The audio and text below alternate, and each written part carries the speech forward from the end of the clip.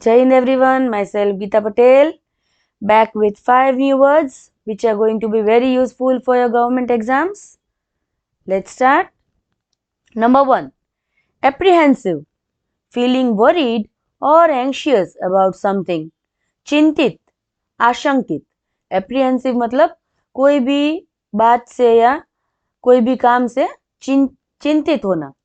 Anxious, उत्सुकता भी रखना कि क्या होगा क्या नहीं होगा, उसकी चिंता करना. Number 2, deceive, to make someone believe something false. धोखा देना, चीट करना. डिसीव मतलब किसी को झूठ बात बता के उसको भरोसे में लेना, धोखा देना. Number 3, study, strong and firmly built. मजबूत, टिकाऊ. स्टडी मतलब स्ट्रॉन्ग, और कोई भी डिसीजन हम फर्मली लेते हैं, एकदम डिसाइड करके कि यही करना है, मजबूती से डिसीजन लेते हैं. Number 4, obsolete, no longer used और यूजफुल. ऑब्सोलेट मतलब अब कोई लंबा समय तक वो टिकने वाला नहीं है और कोई यूज में नहीं आने वाला है. अप्रचलित मतलब कोई उसका फेमस नहीं है, पुराना हो चुका है, उसका कोई अभी काम नहीं है, ऐसा. Number 5, impartial, fair and not taking sides. निष्पक्ष. इम्पार्शियल मतलब किसी का पक्ष नहीं लेना और जो भी सच बात है उस पर टिके रहना. अभी इन्हीं 5 वर्ड्स को लेके स्टोरी सुनते हैं. रमेश फेल्ट एप्रीहेंसिव, वरीड और anxious on first day at new job. जब वो नई जॉब पे लग रहा था रमेश, तो उसको पहले दिन पे बहुत ही चिंता हो रही थी, पहला दिन था इसलिए. He feared that someone might deceive, mislead or cheat him because he was new and inexperienced. वो उसको डर लग रहा था कि कोई उसको चीट ना कर ले या कोई उसको धोखा ना दे दे, क्योंकि उसका वो पहला दिन था जॉब पे, इसलिए. However, his manager was impartial, fair and not taking sides and judged everyone only by their work. पर उनका जो मैनेजर था वो इम्पार्शियल था, किसी की तरफदारी नहीं करता था और जजमेंट सही पे ही हमेशा रहता था उसका.